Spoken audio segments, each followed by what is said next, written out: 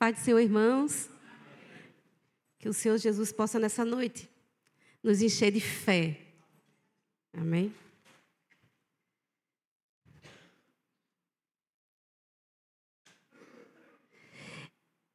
Eu estava na minha casa, meditando no hino que a gente louva aqui, e a critério de introdução, eu gostaria de recitar só um verso desse hino, para que a gente possa introduzir o que a gente vai ver logo mais. O nome do louvor é Vale da Visão. Eu acho que todos sabem, já cantamos aqui na igreja. E tem uma partezinha que ele fala assim, uma estrofe, ele diz: ensina-me a ver o contraste. Na lama nasceu bela flor, pobreza é prosperidade, tu és meu valor. Que arrepender-se é vitória, que servir é receber, que carregar a cruz é glória, que a morte é viver. E eu gostaria de meditar um pouquinho sobre a grandeza do reino de Deus. O reino de Deus é algo tão glorioso, algo tão maravilhoso, que as nossas palavras humanas elas não conseguem mensurar a grandeza do reino de Deus em nossas vidas. E nós somos privilegiados por fazermos parte do reino de Deus. É um reino tão maravilhoso que a gente vê contrastes com o mundo. O reino de Deus ele entra em contraste com o mundo. E eu coloquei alguns contrastes. No reino dos homens, o poder ele é status, ele é títulos. No reino de Deus, a grandeza é servir aos outros. Em relação ao poder, no reino dos homens, governar geralmente é pela força, pelo domínio e pela imposição. No reino de Deus, governa pelo amor, pela humildade, pelo exemplo. O que é precioso, o que se diz riqueza para o mundo é acúmulo de bens, ter muito para si. Já no reino de Deus, é compartilhar, é dispersar-se, é valorizar tesouros eternos. O reino de Deus, com relação à justiça, muitas vezes, a justiça do mundo, muitas vezes é injusta, é corrupta. E é uma justiça que ela visa privilégios. Já a justiça no reino de Deus, ela é perfeita, ela é verdade, ela é retidão. Então, há um contraste com o reino de Deus e com o reino dos homens. E nós fazemos parte do reino de Deus. Isso é motivo da gente se alegrar grandiosamente por Deus ter nos escolhido, ter nos atraído para Ele com as correntes de amor, com as cordas de amor, o Senhor nos atraiu para fazermos parte desse reino. Um reino tão glorioso que nos dá o privilégio de pertencê-lo. E nós observarmos a dinâmica desse reino, acontecem coisas no reino que vai além da nossa lógica, vai além da lógica humana. Se nós olharmos para a palavra de Deus, vamos ver ações do nosso Deus que, para o homem comum, para o homem que não tem um Espírito Santo, ele vai dizer, isso é loucura. Como a gente vê que os gnósticos não aceitam Cristo, né, o Deus encarnar, se tornar homem, habitar no meio de nós, o próprio Criador habitar no meio da sua criação. E morrer de forma crucificada, de forma morrer no madeiro, que morte de madeiro seria morte maldita. E ele morre na cruz, ele ressuscita ao terceiro dia, ele está junto ao Pai. Mas ele passa por tudo isso. Para o mundo, isso é loucura, isso é inaceitável, isso é inconcebível. Mas para nós, que pertencemos ao reino de Deus, isso é glória, isso é louvor. Então, nós servimos a um Deus soberano, todo-poderoso. E muitas vezes, as formas que Ele age para nós parecem ilógicas. Às vezes, Deus usa pessoas que a gente diz, eu não estou acreditando, não, que Deus está usando aquela pessoa. Um exemplo grandioso na Bíblia é Paulo. Quem era Paulo? Quem era o apóstolo Paulo? Um perseguidor, e ele tornou-se o objeto a ser perseguido. Um dos maiores plantadores de igreja. Então, a gente olhando todas as escrituras, a gente vê Deus agindo de forma estranha, de forma misteriosa. Então, a gente chega em Gedeão, Deus chama Gedeão, e usa Gedeão para libertar o povo dos midianitas de forma com 300 homens. Como é isso? Deus permite que 3 homens fiéis sejam jogados em uma fornalha de fogo ardente. Sim, Deus permitiu. Então, se permitiu que homens fiéis fossem jogados em covas de leões, Deus permitiu. Então, a gente olha que a dinâmica, a lógica de Deus é diferente da nossa lógica. É diferente da nossa concepção humana. Então, a gente vê que é uma disparidade entre a forma dele ser e a forma dele agir com a nossa forma de ser, com a nossa forma de pensar. E para que eu me aproxime mais dessa forma como Deus pensa, para que eu tenha um entendimento, para que eu possa compreender, eu tenho que buscar mais. Eu tenho que estar em comunhão. Eu tenho que estar buscando o Senhor para que eu consiga compreender. Por meio do Espírito Santo, que abre o entendimento, por meio da comunhão, eu vou me aproximando de Deus e vou compreendendo a forma dele agir. Então, hoje eu gostaria de compartilhar com os irmãos um texto bem misterioso, bem estranho, mas vitorioso e grandioso para nós, povo de Deus, ter como exemplo. Vamos lá para Josué, capítulo 6.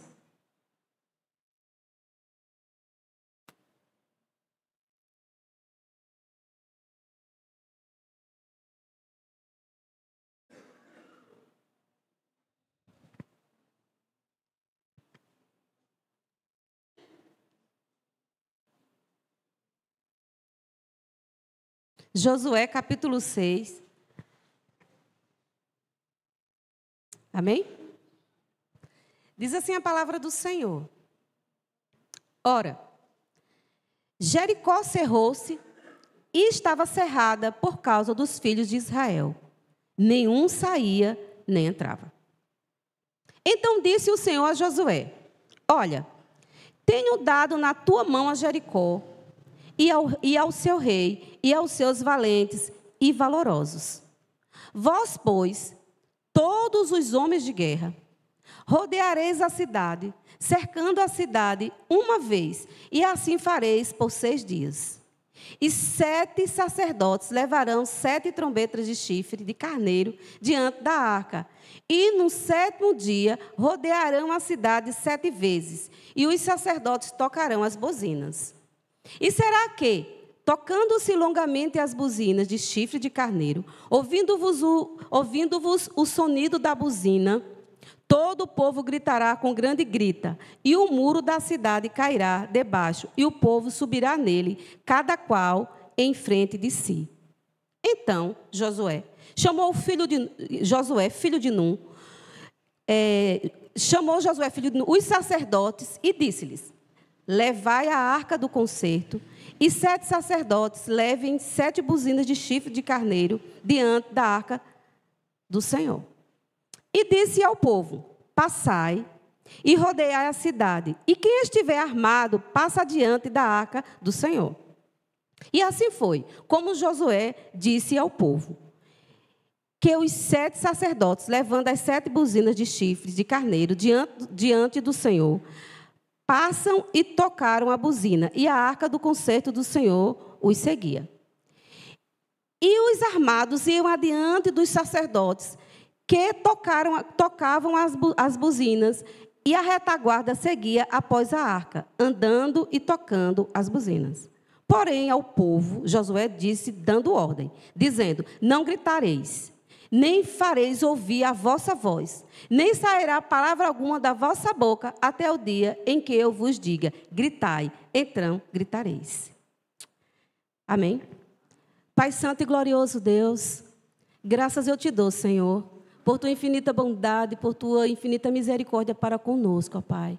Porque nessa noite, Senhor, nos dá o privilégio, Senhor, de estarmos neste lugar, cultuando e glorificando o teu santo nome. Rogo-te, Senhor, que teu Espírito Santo venha trabalhar nos corações de todos os meus irmãos que estão aqui e dos que estão em casa ouvindo essa mensagem, Senhor. E assim também como no meu, que o Senhor possa me usar como um vaso em tuas mãos para edificar a tua igreja, Senhor. Faz conforme a tua vontade, faz conforme o teu querer. Em nome de Jesus Cristo. Amém. Amém? Então, a gente viu aqui algo bem interessante. Mas, para a gente compreender o contexto do que estava acontecendo, a gente tem que voltar um pouquinho mais para o capítulo 1 do livro de Josué.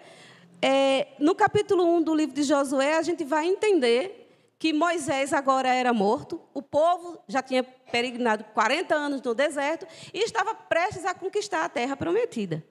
Então, a terra prometida estava diante do povo, só que havia um primeiro empecilho que seria o Rio Jordão.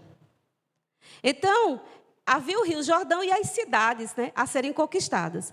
Então, Josué, ele envia espias para investigar, trabalhar como espião no meio da cidade de Jericó para ver a cidade como era, que seria a primeira cidade a ser conquistada. E não por menor, mas Jericó era a maior cidade que tinha, mais fortificada que existia naquela região. Então, de Canaã. Então, eles iam conquistar primeiro Jericó. O livro ele começa nas vésperas da entrada de Israel em Canaã. Então, a gente vai entender a cidade de Canaã, a cidade dos cananeus. Então, ela era uma cidade muito cheia de idolatria. Eles adoravam vários deuses. E eu fiz uma relação dos deuses que eles adoravam. Eles adoravam um deus chamado Maloque. E esse deus era associado a sacrifício humano e precisamente de crianças. Eles adoravam a Baal, a Acera, a Astarote. Então, eles adoravam vários deuses. Eles eram pessoas sanguinárias e violentas. Eles viviam na mesma região, mas nenhuma tribo, nem cananeu, nem os heveus, nem os jebuseus, eles não eram amigos. Pelo contrário, eles eram inimigos. Então, eles eram cidades e estados com um governo próprio e eles não eram unidos de forma alguma. Cada uma das cidades era inimiga uma das outras. Cada um daqueles povos era um inimigo um dos outros. Eram povos violentos, sanguinários, imorais. Então, eram pessoas totalmente pervertidas. E essa terra era verdadeiramente, como a gente sabe, do povo de Israel. Era a terra que o Senhor prometeu a Abraão. Era a terra de Abraão, era a terra do povo de Israel. Então, agora eles já haviam passado mais de 400 anos que ele estava fora da sua terra, e agora eles iam conquistar o seu território. Eles iam avançar para conquistar a terra. Então, a gente vai ver no início do livro de Josué lições grandiosas do povo de Israel com o povo de Deus. Então, o primeiro passo, Deus ele vai agora confirmar a liderança do Josué. No capítulo 1, Deus chama Josué, o encoraja e diz que é com ele. E faz uma promessa para Josué, dizendo a Josué que assim como ele foi com Moisés, ele também seria com Josué. Então, Josué, ele se anima com a palavra do Senhor, ele se levanta e ele manda espias para Jericó, que seria a primeira cidade, depois do Jordão, a conquistar. E os espias vão até lá, encontram Raabe, que dá apoio a eles, por meio dela eles conseguem escapar, quando o rei descobre que havia espias de Israel na cidade. E eles voltam e trazem para Josué o que tinha na cidade, como a cidade era fortificada, como eram os muros, quantos soldados tinha. Eles investigaram a cidade e trouxeram para Josué. O povo de Israel, ele tinha, em média, 40 mil homens de guerra para a batalha, da tribo de Rubem, de Gade e boa parte da tribo de Manassés. Então, havia 40 mil homens de guerra. Então, o Josué ele faz uma estratégia militar, como todo general, como todo homem de guerra, como todo líder faz, prepara a estratégia para invadir Jericó. Então, ele tinha 40 mil homens de guerra, né, armados, para invadir a cidade de Jericó, para tomar aquela cidade. Ele tinha, a Bíblia não deixa claro, mas só em ele mandar os espias lá, ele tinha estratégias de guerra. Então, seria comum um homem de guerra, para conquistar uma cidade, ele ter meios, ele se preparar para guerrear. E como Josué era um homem sábio, ele estava se preparando para guerrear. E a gente vê no capítulo 3, Deus agora vai confirmar, não só com Josué no capítulo 1, foi algo pessoal e individual, Deus falar com Josué, fortalecer Josué em secreto. Agora Deus vai mostrar para toda a nação de Israel que Deus estava no meio do povo, assim como estava com Moisés. Então, o que é que o Senhor faz? Quando o Senhor fala mais uma vez com Josué e diz, olha Josué, eu vou parafrasear, tá? Deus fala com Josué e diz, olha Josué, é o seguinte, você vai mandar os sacerdotes pegar a arca do Senhor e eles vão colocar a arca do Senhor e são 7 sacerdotes que vão conduzir a arca. E quando eles chegarem diante do Rio Jordão, quando o primeiro sacerdote tocar na água do Rio Jordão com o pé, as águas do Rio Jordão vão se abrir. E assim foi.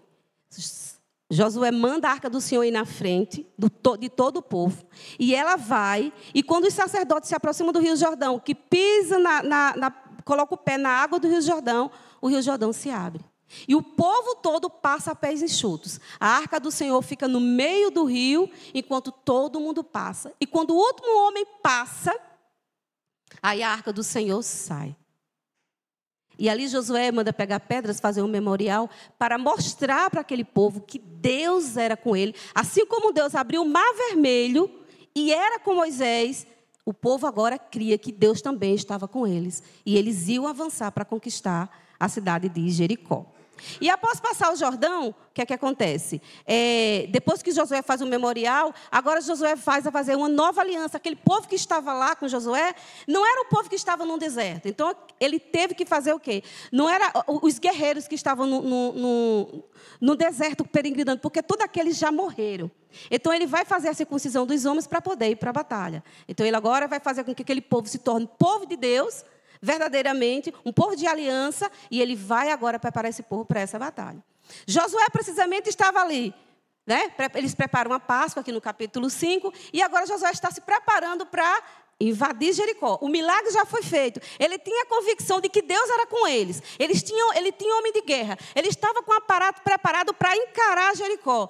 Agora eles estavam animados, todos cheios de fé. Os guerreiros valentes. Vamos lá, a gente vai vencer, porque Deus está conosco. Assim como os guerreiros de Moisés venciam, nós também vamos vencer. Vamos lá, vamos guerrear. Então estava todo mundo pronto para guerrear, pronto para a batalha. Amados, aqui no capítulo 5, versículo 3, acontece algo bem interessante. Aí vem agora os mistérios de Deus agir. Então, no capítulo 13, a gente vai ter aqui uma teofania, é quando Deus aparece, né, em forma humana para os seus, e o Senhor aparece. Vamos lá, vamos ler esse versículo 13. Diz assim: sucedeu-se que, estando Josué ao pé de Jericó, levantou os olhos e olhou, e eis que se pôs em pé diante dele um homem que tinha na mão uma espada nua. E chegou-se Josué a ele e disse-lhes: és tu dos nossos ou dos nossos inimigos? E ele disse: não, mas venho agora como príncipe do exército do Senhor. Então Josué se prostrou sobre o seu rosto na terra, e o adorou, e disse-lhes: que dizes, meu senhor, ao seu servo? Então disse o príncipe do exército do Senhor a Josué: descalça os sapatos dos teus pés, porque o lugar em que estás é santo. E fez Josué assim. Da mesma forma que o Senhor se apresenta para Moisés, ele agora se apresenta para Josué. Mais uma confirmação do que o Senhor estava com Josué. Então agora o próprio Cristo, que aqui subentende que seja Cristo, ele vai fazer agora, vai mostrar para Josué o que é que ele quer que Josué faça para vencer Jericó. Irmãos, é algo tão surreal, tão ilógico, que se nós observarmos como foi feito, a gente olha, como Deus age de forma tão, né, que a gente não entende. E da mesma forma é na nossa vida. Muitas vezes Deus age de forma tão ilógica na nossa vida, que a gente diz: eu não estou entendendo nada, Senhor, mas eu vou crer. Então ele vai, olha assim, diz: olha, Jericó cerrou e estava cerrado. Então, Jericó, ao saber que o povo de Israel chegou na terra de Canaã, ao saber o que Deus fez em abrir o rio Jordão, que milagre maravilhoso, o povo ficou todo com medo. Se trancaram dentro das muralhas, pronto, ninguém saía e ninguém entrava. Então, eles ficaram ali escondidos porque eles confiavam em quê? Nos seus muros. Eles confiavam nos seus muros, eles sabiam que aqueles muros eram muros intransponíveis, ninguém conseguia entrar, nenhuma nação conseguia sobrepor aqueles muros. Então, eles estavam protegidos e guardados na força do seu braço, né? Eles achavam que eles estavam guardados e protegidos ali dentro. Então, o que é que acontece? O Senhor agora vai dar a Josué a estratégia de como vencer Jericó. Seria como? Eu vou derramar unção sobre os seus soldados, eles vão transpor os muros, pular os muros e invadir a cidade. Se bem que Deus quisesse fazer isso, ele faria também, mas não foi bem isso que o Senhor fez. Vamos lá. Então, disse o Senhor a Josué: olha, tenho dado na tua mão a Jericó. Essa aqui é a base principal de todo esse texto. Veja que no capítulo 2, Josué, como a gente canta aqui, ele ia lutar batalhas que Cristo já venceu. Ele ia entrar em uma guerra que já estava vencida. Não é assim? A guerra já estava vencida. Eu te dou a Jericó. E te dou ao seu rei, aos seus valentes e valorosos. Vós, pois, agora é a parte de Josué. Vós, pois, todos os homens de guerra, rodearei a cidade, cercando a cidade uma vez. Assim fareis por 6 dias. E 7 sacerdotes levarão a arca, 7 buzinas de chifre de carneiro diante da arca. E no 7º dia rodeareis a cidade 7 vezes, e os sacerdotes tocarão a buzina. Então, a gente entendeu o que é que Deus mandou Josué fazer. Você vai fazer o seguinte: você vai pegar homens valentes de guerra, vai colocar eles à frente em pontos estratégicos. Cada ponto estratégico da caminhada você vai colocar homens valentes. Vai colocar a arca da aliança com 7 sacerdotes levando. E você vai mandar 7 homens tocarem as trombetas de chifre de carneiro. E todo o povo vai até a cidade de Jericó, que seria mais ou menos uns 10 quilômetros. Eles iam andar até Jericó. E quando eles chegassem em Jericó, eles iriam rodear a cidade. Dar a volta na cidade. As trombetas tocavam e eles rodeando. E o que é mais interessante é que havia mais de 40 mil homens de guerra. E a ordem era que esse povo não falasse. Ficassem em silêncio. A gente vê aqui que eles não podiam falar. Não podia gritar, não podia ouvir som nenhum. Palavra alguma poderia sair da boca desses homens. E esses homens passaram a primeira volta caladinhos. Só o soar da trombeta. Então, eles deram a primeira volta. Aí você imagina. O pessoal de Jericó em cima dos muros, soldados apostos, né? Para atacar, se alguém avançasse. Olhando aquela multidão cercando a cidade. E o povo veio, deu a volta e foi embora. Aí, no outro dia, mais uma vez. No terceiro dia, mais uma vez. Silêncio total, só o som daquela trombeta. Assim foi até o 6º dia. Então o povo volta. Quando é no 7º dia, o povo dá 6 voltas. E na última volta, ao soar da trombeta, diz a palavra que a gente acabou de ler, o povo grita. E quando o povo grita um alto brado, diz que os muros da cidade caem. E quando os muros da cidade caem, os soldados que estavam em pontos estratégicos invadem a cidade. Matam todos, homens, mulheres, velhos, crianças, animais, mata tudo. E depois que eles fazem tudo, só escapando a prostituta Raabe, por ter ajudado os espias, ela foi salva e foi levada para o arraial de Israel. Ela foi salva, ela, sua família e os que estavam com ela na casa. Mas o resto da cidade de Jericó foi toda destruída e queimada. E apenas os despojos foram trazidos para o Senhor. Então, a gente analisa uma situação como essa, e a gente olha a forma do nosso Deus agir, como é uma forma grandiosa e gloriosa. Então Deus age, Deus faz, Deus é soberano. Deus faz como Ele quer, como bem lhe apraz. A posição de Deus, a forma de Deus agir, ela não deve ser questionada por nenhum de nós. A única coisa que nós devemos observar é o que Ele quer que nós façamos. O que Deus quer que eu faça? Como Deus quer que eu haja? E muitas vezes, amados, nós estamos agindo como nós pensamos, como nós achamos e como nós queremos. Mas nós devemos andar sob total submissão do Senhor, fazendo aquilo que o Senhor quer, fazendo da forma como o Senhor nos ordenou a fazer. Nós temos que olhar para o nosso Deus de uma forma de humildade tão grande, de submissão tão grande, em dizer para Ele: Senhor, Tu és tudo e eu não sou nada. Enquanto não houver esse entendimento na nossa vida, se nós tentarmos pleitear ou tentar achar que nós sabemos alguma coisa ou podemos alguma coisa, nós vamos só nos decepcionar e nos entristecer. Porque o nosso Deus é quem sabe tudo. E ainda mais nós que somos a igreja do Senhor, porque trazendo para a nossa realidade, esse povo de Jericó é como, esse povo de Israel é como nós, e Jericó é como o mundo.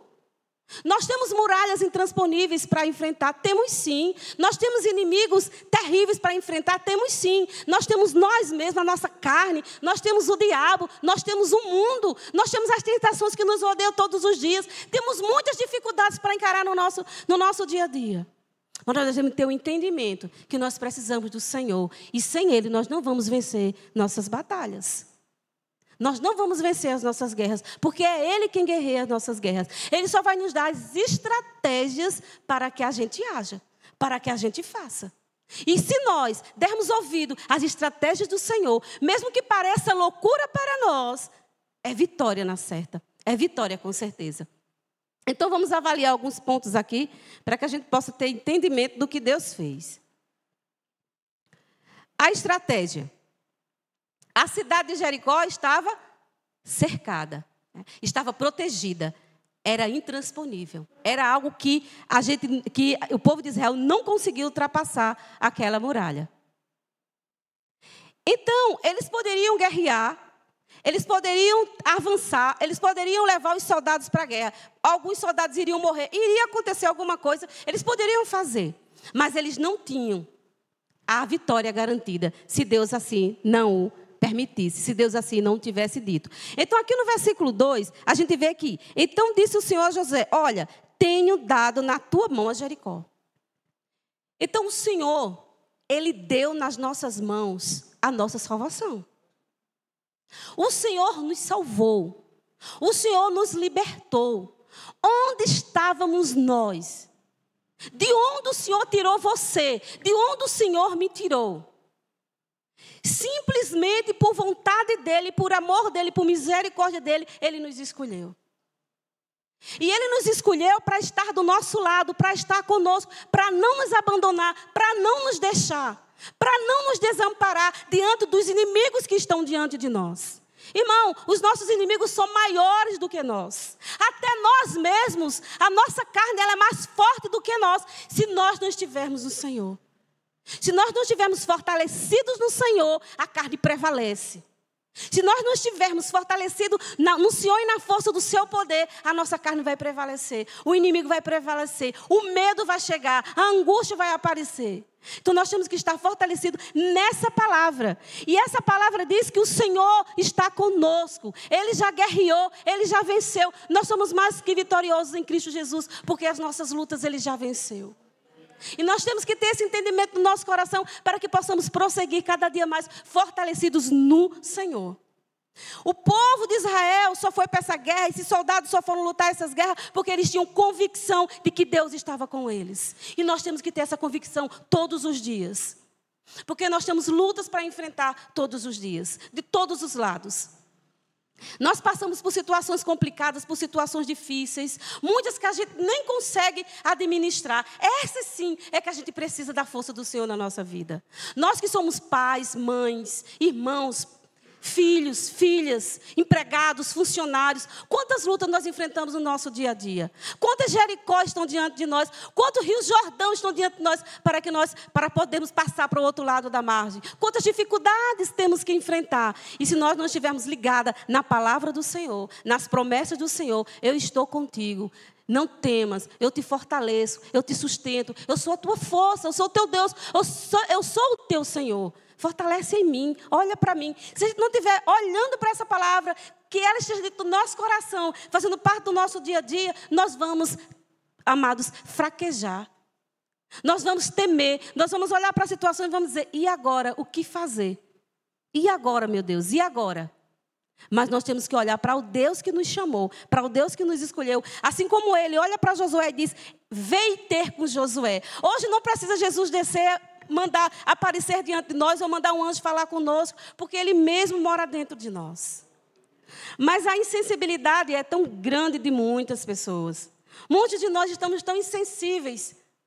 Estamos meio que dormindo, meio que cochilando, para olhar para essa verdade gloriosa, que é que Deus está conosco, que é que Deus nos convida para lutarmos lutas, que Ele está do nosso lado, que Ele vai guerrear e vencer por nós. Então, assim como nós olhamos para Jericó, que ela avança sem temer, ela avança mesmo sendo um absurdo, mesmo olhando assim, algo sem lógica em fazer, mas eles fizeram, obedeceram, seguiram em frente, porque Jesus mandou. Então, se Jesus mandou, siga em frente. Não tema, Jesus está com você. Ele estará com você hoje, sempre e eternamente. E Ele jamais se apartará de você. Então, olhemos para o Senhor com essa perspectiva de fé, essa perspectiva de amor, essa perspectiva de esperança que Ele quer ver em nós. Então, gostaria de ver alguns pontos para que a gente possa entender mais verdades que a palavra pode nos apresentar. Então, eu coloquei alguns versículos aqui para que a gente possa ver a grandeza dessa palavra, o quanto ela nos enriquece de fé e de esperança. O quanto ela enche nossos corações em crer, confiar e acreditar no nosso Deus. Saber que Ele é o Deus que está conosco. Então, primeiro, a gente vai compreender, como a gente já viu no início, que havia empecilhos para se tomar a posse da cidade. Havia empecilhos para conquistar a terra prometida. E a gente vai ver em todo o livro de Josué, porque todo esse livro ele vai tratar da conquista da terra de Canaã, das batalhas quando o povo estava conquistando. Isso nós trazendo para a nossa realidade é como nós, irmãos. Quantas batalhas nós vamos ter que enfrentar até o dia da nossa morte, até o dia que Cristo voltar? Quantas batalhas vamos ter que enfrentar? Mas essas batalhas que nós vamos enfrentar, nós sabemos de uma coisa, que Deus é por nós. Que Deus é por nós. Lembre-se disso. Batalhas virão sim. Dificuldades virão sim. Mas Deus é por nós. Em todo o tempo o Senhor estava fortalecendo Josué e fortalecendo aquele povo. Mostrando a presença contínua do Senhor no meio do povo. A presença contínua do Senhor ao lado do povo. Por quê? Porque o nosso Jericó muitas vezes pode ser... uma angústia, pode ser uma enfermidade, pode ser alguém que dá trabalho, alguém que perturba a nossa mente, pode ser o desemprego, pode ser enfermidade, pode ser N coisas. Se para o contexto aqui era cidades a conquistar, se para nós possa ser algo, alguém que se levante contra você, ou uma enfermidade, qual que seja lá qual for a dificuldade que você esteja enfrentando, uma coisa é certa. Deus está com você. Uma coisa é certa, Deus está com você. De uma forma ou de outra, você vai vencer. De uma forma ou de outra, Deus não vai desamparar você. Que palavra gloriosa para a gente continuar a nossa caminhada. Firme e forte, independente do que vier. Na alegria ou na dor, a gente está com o Senhor. A gente louva, a gente grita, a gente glorifica, a gente exalta. Então, essa convicção, mesmo que venha adversidade, porque virão, mesmo que venha dificuldades, porque virão, mesmo que venha adversidades, porque virão, mas eu também sei que Deus está comigo. Então, firme e forte, nós devemos prosseguir. Também nós devemos confiar na palavra de Deus. Aqui no versículo 2 agora, ele fala que Deus entregou a Jericó na mão do rei. Ele entregou Jericó, ele entregou o rei e entregou os seus valentes. Então, tudo já estava feito. Eles só creram na palavra do Senhor. Eles tiveram fé. A palavra do Deus lá em Hebreus, capítulo 11, quando ele vai falar a galeria dos pais da fé, ele cita que Jericó foi tomada, os muros de Jericó caíram pela fé. A fé. A fé do que ouviu a promessa. A fé do que ouviu o Senhor falar, a fé do que viu os milagres, porque nós, seres humanos, nós temos uma tendência a esquecer das coisas muito rápido. Nós esquecemos muito rápido das coisas. Pode prestar atenção. Às vezes faz uma pergunta a você, você vai... Peraí, quando foi mesmo? Não estou lembrada, não.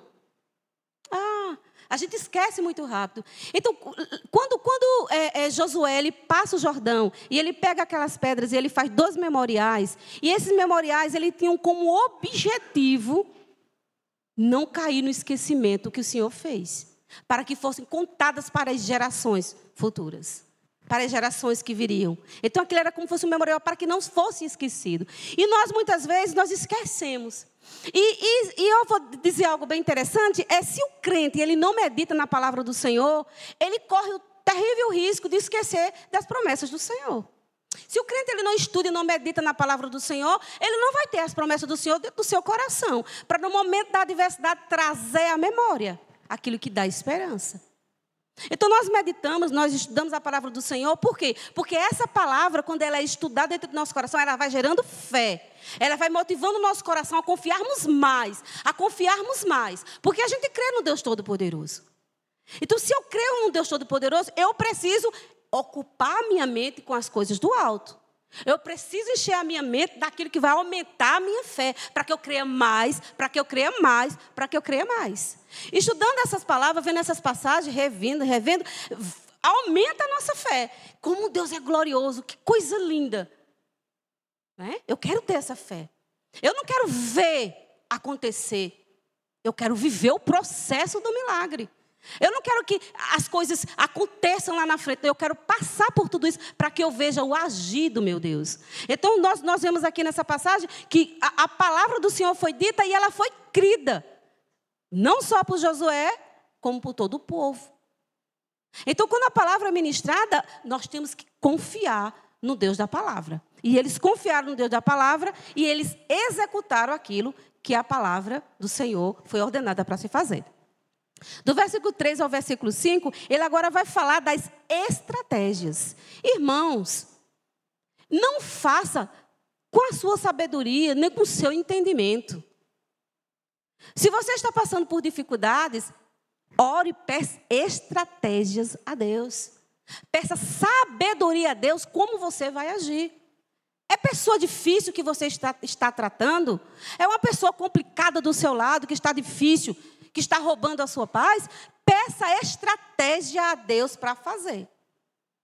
Eu lembro de uma estratégia que uma mulher, uma vez ela pregando, ela dizendo que o esposo dela chegava em casa e ele reclamava de tudo.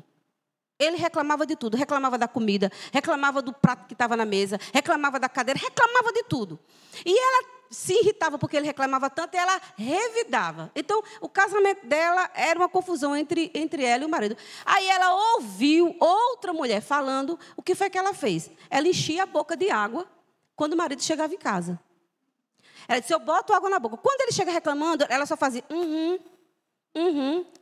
E, ao passar do tempo, ela com essa estratégia, não revidando, o que aconteceu? Ela aprendeu a não revidar e a ficar calada. E ela aprendeu que tem que ficar calada para não rebater pessoas tolas. Então, isso é estratégia que Deus deu para ela.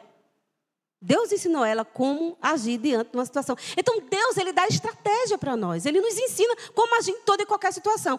Se a gente não está tendo sabedoria, eu acho que é porque não estamos pedindo a Deus. Não estamos tentando agir com a nossa força, com o nosso próprio entendimento. Como aqui, o Senhor manda esse povo, Deus dá toda a estratégia. Olha, vocês vão, peguem 7 sacerdotes com chifre, pega a arca da aliança, pega os homens de guerra, colocam na frente, colocam no meio, vai colocando em pontos estratégicos, dê 6 voltas, na 7ª você...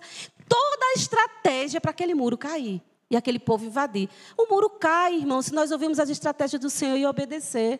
Se nós tivermos a sensibilidade de dizer, Senhor, me ensina como eu vou agir nesta situação, você receberá a vitória do Senhor. Ouça a voz do Senhor, ouça as estratégias do Senhor, porque a estratégia do Senhor é vitória na certa.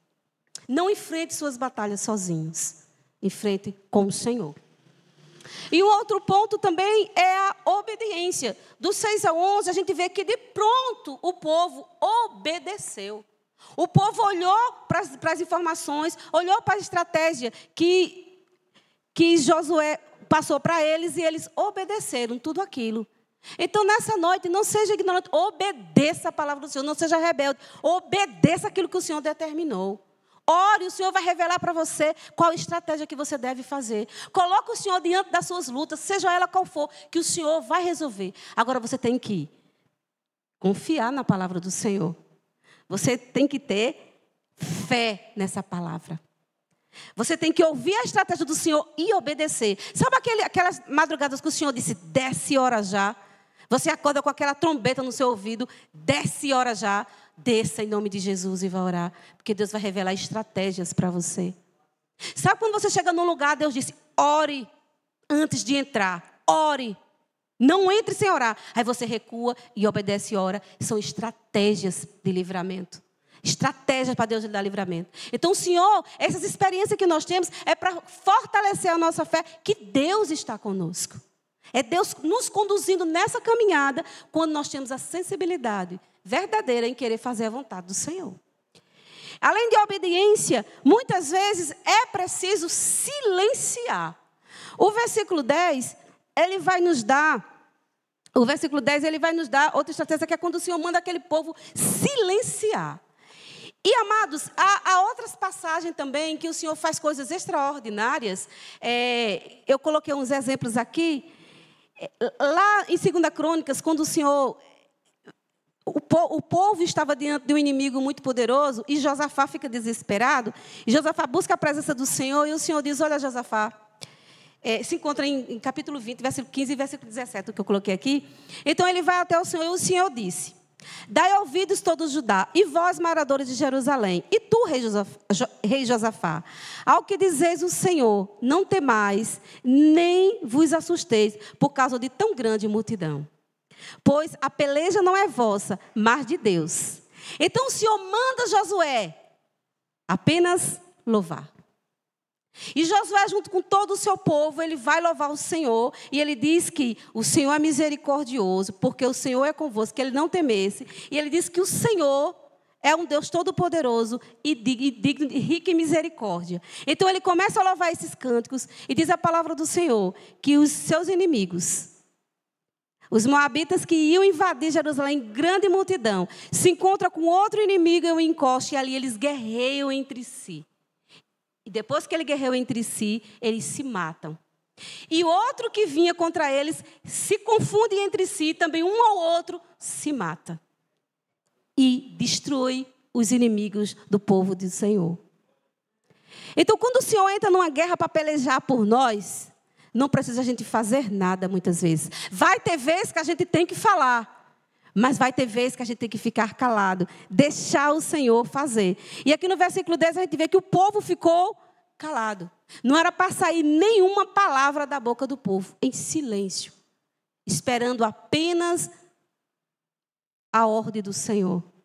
Mas veja que as trombetas tocavam. Em toda a volta que se dava em Jericó, as trombetas sempre tocavam. E as trombetas tocarem significa, sabe o quê? Clamando a Deus. As trombetas tocando significava o povo clamando a Deus, convidando Deus, chamando Deus, conclamando ao Senhor Todo-Poderoso. Então a posição da igreja do Senhor é adorar. É adorar o Senhor. Devemos simplesmente adorá-lo. No meio da adoração ao Senhor, o Senhor faz grandes coisas no meio do seu povo. O Senhor faz grandes coisas nas nossas vidas. Quando a gente está no nosso momento em casa de adoração, a gente não sente algo tremendo. A gente muitas vezes não sente que a gente não está só. Eu não sei se é assim com vocês. Quando você está adorando, você sente que há alguém com você naquele lugar. Você sente a presença do Senhor de uma forma gloriosa. Quando nós colocamos Deus dentro do nosso coração e o convidamos para reinar sobre nossas vidas, no momento da adoração, a gente sente a presença do Senhor dentro de nós também, mas do nosso lado, como se fosse, eu estou aqui. Eu estou com você. E a gente se alegra sobremaneira. E quando esse povo faz isso, o Deus estava com eles. E no tempo oportuno, no dia, na 7ª volta, quando o povo grita acompanhado daquelas trombetas soando, Deus fez um milagre acontecer. E é assim conosco também. Porque Ele é o mesmo. Ele não mudou. Ele é o mesmo que estava em Jericó e é o mesmo que está aqui conosco nesta noite. Ele é o mesmo que habita com você. Aquele que desce e fala com Josué, com a espada nua, com a espada desembainhada na mão e dá estratégias para ele vencer. É o mesmo que te visita todos os dias, porque ele mora dentro de você. É o mesmo que está conosco todos os dias, porque ele não muda, irmãos. Então, não, mas Deus não está me respondendo. Eu não sei o que é que está acontecendo. Descansa. Se Ele está com você, Ele está vendo. Descansa. Uma coisa eu sei, os muros vão cair.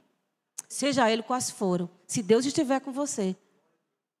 Ele quer só que a gente tome a nossa posição. De ser sensível à sua voz. De entender o que é que Ele quer que eu faça. Porque Ele nos convida não para estarmos de braços cruzados, mas para interagirmos com o reino de Deus. Nós fazemos parte de um reino de Deus. Daqui a pouco eu volto para essa parte. E no versículo 18, ele nos ensina algo bem profundo também, é que é andar em santidade. Por quê? Porque ele diz ao povo, ele fala assim ao povo, olha, quando você invadir Jericó e saquear Jericó, você não pegue nada de Jericó, porque tudo que está em Jericó é maldito. Tudo é maldito.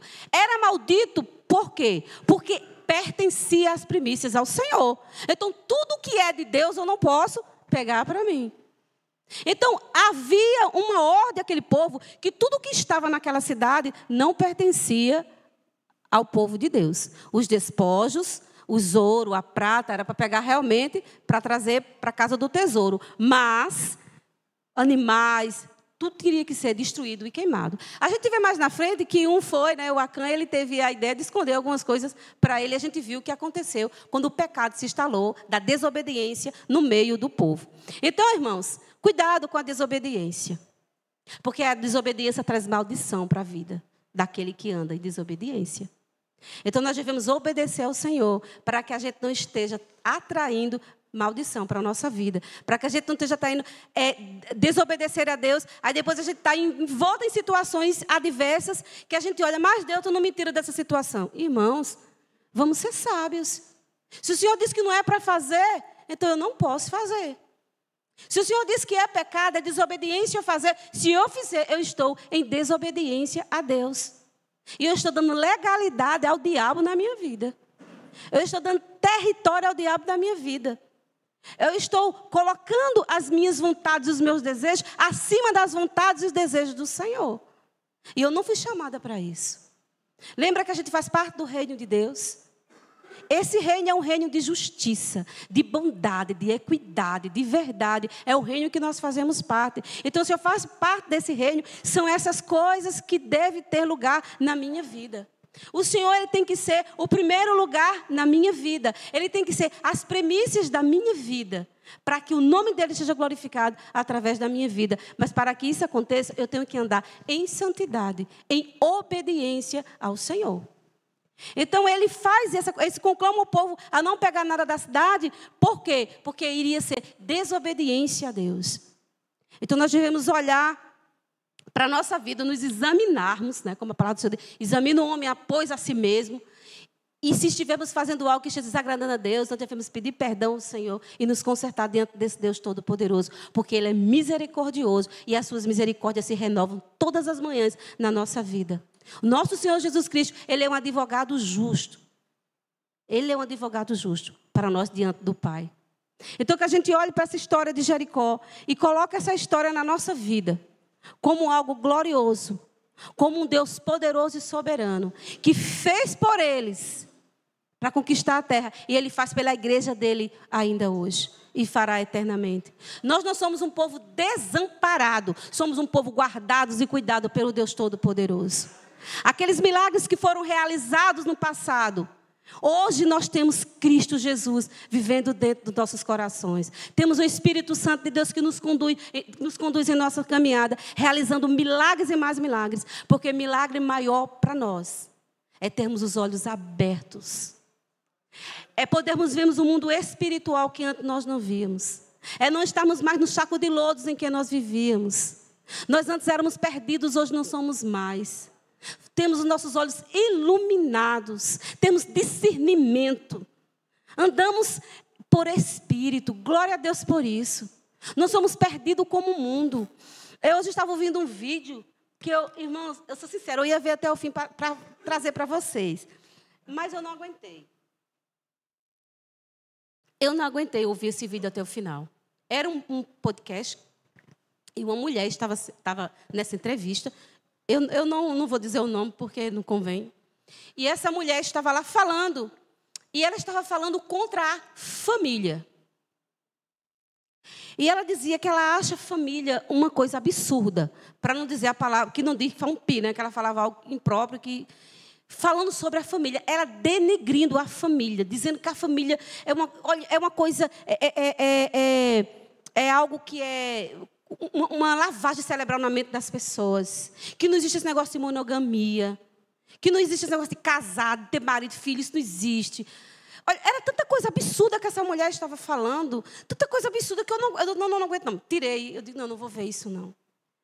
Eu digo, Senhor, obrigado. Porque nós temos um entendimento e temos valores morais que o Senhor colocou e está nos nossos corações. Nós já podemos ver uma coisa dessa e nos aborrecer daquilo ali. E as pessoas em volta, e o povo aplaudindo. Eu digo, nós vemos que saiu uma coisa terrível, abominável aos olhos de Deus. E nós temos um entendimento que isso é abominável aos olhos de Deus, que antes nós não tínhamos. De olhar para essas coisas e dizer, obrigado, Jesus, porque eu sei que isso é errado. E antes eu não sabia. Isso é o maior milagre que Deus fez na minha e na sua vida. É abrir o nosso entendimento. É romper a barreira do natural e fazer com que entramos no sobrenatural e conseguimos ver o mal que antes a gente não via. Reconhecer a presença maligna onde antes nós não conseguíamos. Então, glorificado seja Deus na nossa vida. Bendito seja o Senhor por ter nos libertado e nos conduzido à sua verdade. Amém? Então, que assim seja conosco todos os dias da nossa vida. Que o Senhor venha nos fortalecer a estarmos sempre firmados nele. Amém?